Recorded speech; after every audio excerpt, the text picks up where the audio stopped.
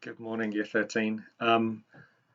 Crumbs, it's been a funny old year, hasn't it? I'm just thinking of all the times in a normal Year 12 and 13 where I would have had the chance to talk to you as a group, do assemblies, do all the things I like doing, and this is it. It comes down to a couple of minutes of the morning. Um, but we've got some important things I just wanted to share with you today about the coming weeks and months. Obviously, the most pressing thing for you at the moment is assessment. We got huge amounts of documentation through in the end on Thursday afternoon, as we hoped, and hundreds of pages to read through. So we're pretty much on top of all of that. And what's important, I guess, for you to realise is that up until Thursday, there were some really big and important things that we did not know, which is why we couldn't share a lot of detail with you at that point, and why it'll still take us another couple of weeks probably to really pull that detail together. Up until Thursday, we did not know what they would require us to assess, whether they would stipulate content that had to be covered um, or leave it very much up to us. We didn't know when it would all have to be done by, and we didn't know what we would be allowed to include as kinds of assessment, or whether there would be anything we had to include. So now we have the answers to those questions. We know that we will not be told that there's any content we absolutely have to assess. Your teachers will be able to make decisions on what they think it's appropriate to assess based on what they're confident you have covered securely. So if they don't complete the syllabus, that's not a problem because they just won't assess those bits.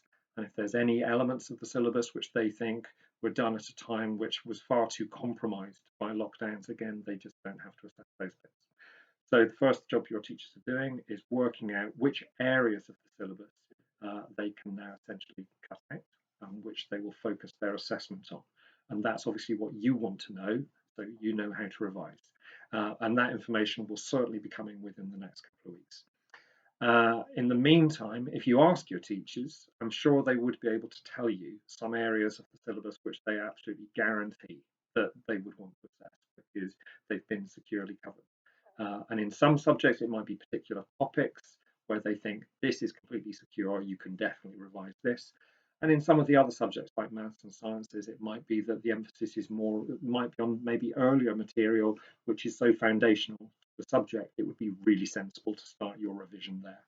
So whilst your teachers may well not yet be able to tell you exactly what will be in and what will be out, I'm sure that they could give you advice on places to start with revision.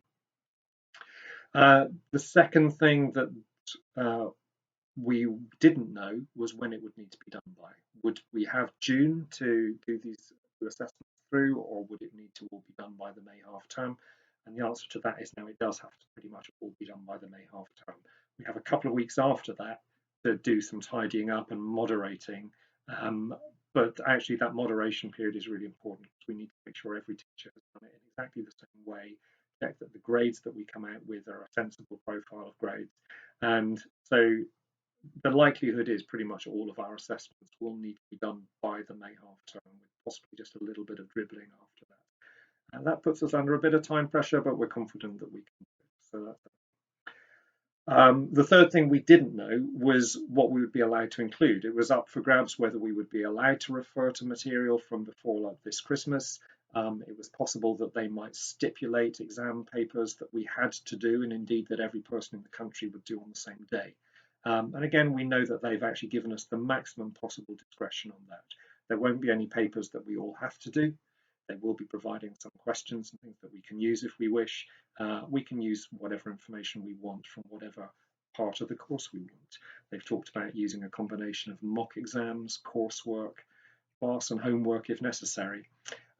But it is kind of recognised, the principles in the original consultation were that we should lay the greatest weight on those bits of work that were done closest to the end of the course, because that's when you're working at your best, closest to exam standards, having completed as much of the course as possible, and also obviously furthest from the serious impact of the earlier lockdowns and peaks of the virus. So you've had the greatest amount of time to recover.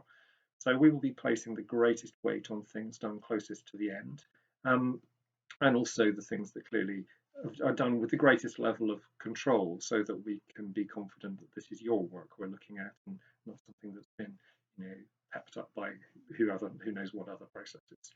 So the more controlled elements will also get the greatest weight. There's so they say that we can include mock exams. In fact, I think they fully expect us to include mock exams. Of course, you lot haven't done mocks yet.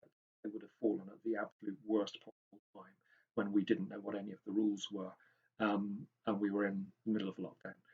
So we still have mocks to do, and essentially we'll call them mocks because that's what the government says that we should be using.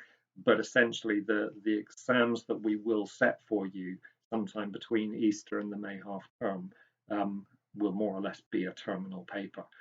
It won't be a full set of papers, it will be a mock style paper, and it will focus on areas of the course that your teachers are confident you've securely covered. But something like that is coming up, and you will need to revise towards that, and we'll give you plenty of notice over the next couple of weeks of when those things will happen and what they will cover, so you can feel very, very well prepared. That won't be the only thing I'm sure that your teachers will include, and they may well set other tasks that are times tasks in class. They may well use other pieces of work that you've done. I think I've talked to the heads of subjects and I've said there's two kinds of student I want them to be particularly mindful of to make sure we treat them fairly. One of those is the students who have had a very, very tough time over the last year or so, but managed to come through in these last 2 or 3 months and perform strongly towards the end. So I don't want those kinds of students to be pulled down by the difficult past that they've had if they perform strongly as they approach the end of the course. But equally, there are those students who have actually held it together pretty well and performed well through the course, and might then just have a bad day at some point, when we do a final test, for example. And I don't want those students to be pulled down by a bad day on a test when actually they've had a strong year and we've got a strong track record of good results from you. So I'm very concerned that we are fair to both kinds of students and everything in between. So we use the range of data that we've got positively to try and give you the grade that is closest to what you genuinely deserve. So that's kind of what's coming up.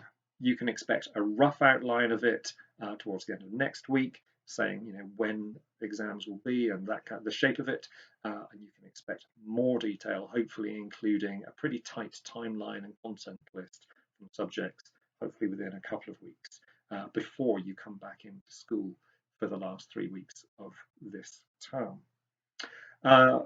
The other things that are up ahead, we've got a parents' information evening coming this Thursday, being released on video. That's, to be honest, as much for you as for your parents. I hope you'll watch it together.